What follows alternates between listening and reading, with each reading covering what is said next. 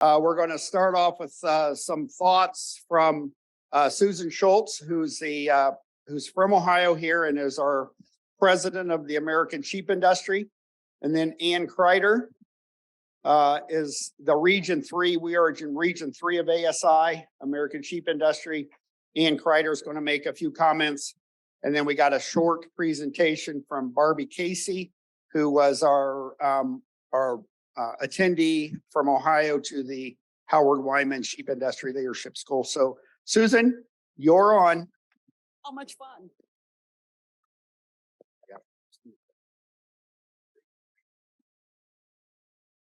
Wasn't that a great lunch? Gosh, give whoever prepared that. That's fantastic. Where am I?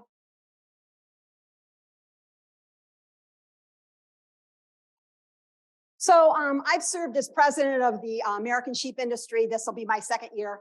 I've served on the board for 10 years, and I have seen so many wonderful sheep operations in the United States, and none any better than what we have in our region.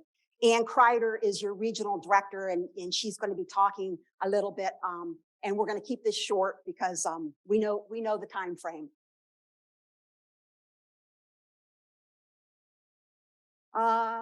There we are. We did a strategic plan a few years ago, and this is what we really want as our vision. We want to be the premier protein, the premier fiber. We want to be environmentally regenerative and economically sustainable. And those are all lofty goals, but we certainly have been working hard on them. So I wanted to talk a little bit about lessons I've learned in these past 10 years. Our American sheep industry is diverse. Don't let anyone tell you there's one breed that's any better than another. Don't let anyone tell you there's only one way to raise sheep, because there isn't. There's intensive, there's extensive. It depends on your markets, guys. And so many of you have developed wonderful markets. You've developed relationships with your consumers. Many of you are direct marketing. And with this horrible volatility that we've experienced these last 2 years, you have buffered some of that. And that's not the case in the United States. Our consumers love our products. They love lamb and they love wool. Don't let anyone tell you that, oh, I don't like lamb. Well, maybe you don't, but I'll tell you, there's a whole generation of millennials that absolutely, it's their premier protein. But there's also a place that they will quit buying it. And we hit that this year. We let our prices get too high at the retail level. They weren't willing to pay the price. And so we have to figure out as an industry, and we're really trying hard. We have a lot of intelligent people, but we have to figure out how to ease this volatility, because it's not good. It's not a friend of our industry at all. Our consumers want to know that our animals are humanely raised, and they want to know the source. It's going to come to that. You are going to have to build relationships with your consumers, folks, if you want to be successful. They want to know that you care about your animals, and they want to know that it came from your farm. They love that. They love to know where their wool came from. They love to know where their lamb came from. ASI and their member states do a really good job of representing us on Capitol Hill. For a very small industry, we have a really large effect on Capitol Hill, and I'll give you a couple examples. During these horrible years of COVID, we had these CFAP payments that came, and I think they really helped agriculture. But the only reason they came to our industry is because we've been at the table. We've been at the table for year after year after year, talking to our representatives, talking to our senators. And at this point, if I can read that right, I think to date, $158.7 million were distributed to sheep producers. Our priorities are too vast for me to spend very much time on. But if you get our magazine, and Ann, if you could help me with show that genetics issue, hold it up for the folks. Ann's going to be my Vanna White.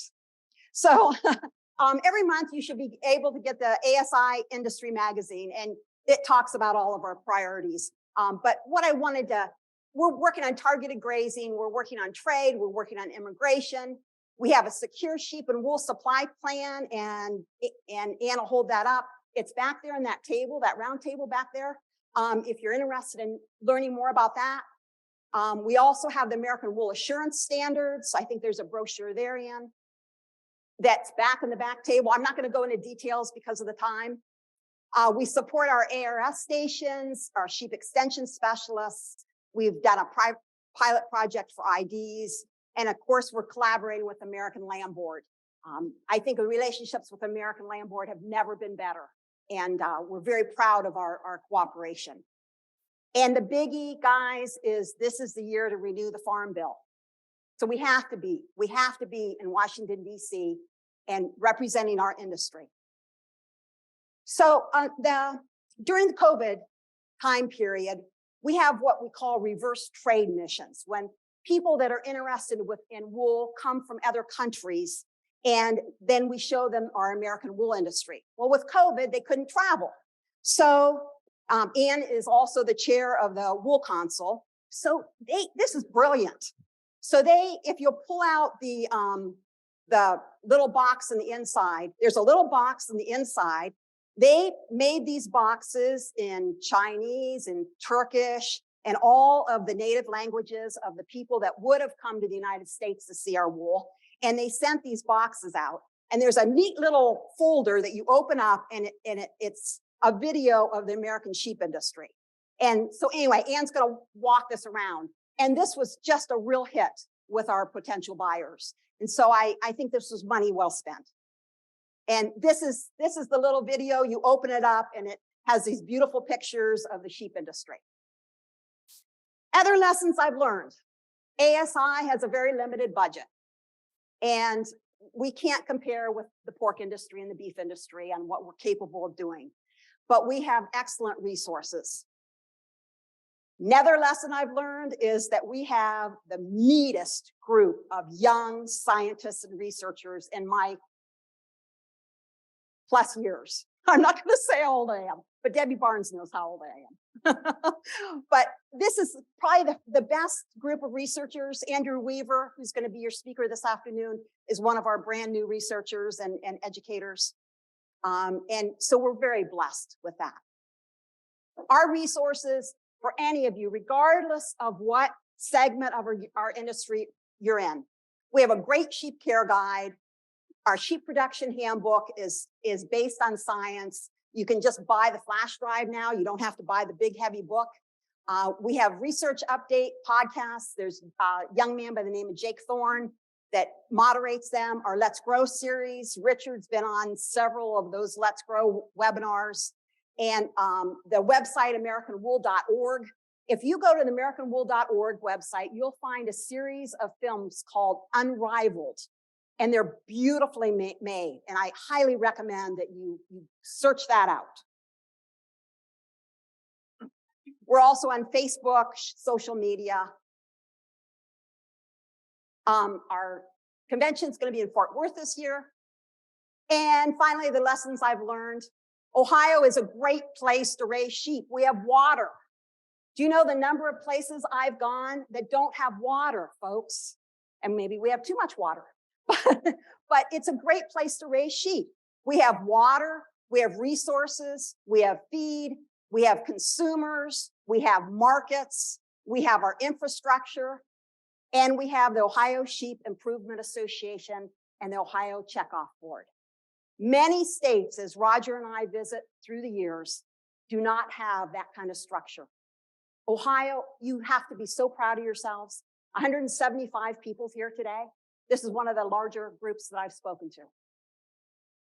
The final lesson I've learned is that sheep producers all over the United States are some of the finest and the most intelligent people I've ever been around.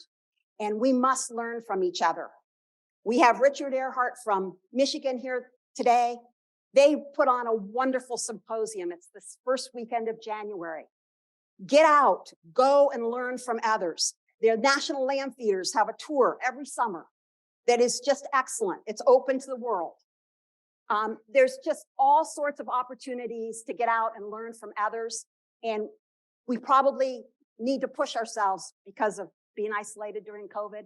And I think we need to push ourselves a little harder to get out. So if I can get Ann back here. Ann.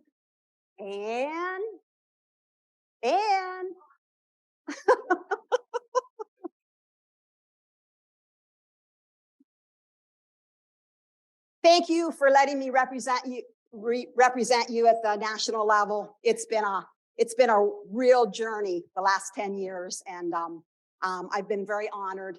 I won't be the last president from Ohio. I wasn't the first. Guy Flora was, and we have lots and lots of young people. We had 17 young people at the last night before that got together with all the educators. So there'll be more officers from Ohio, and I just appreciate your support. Thank you.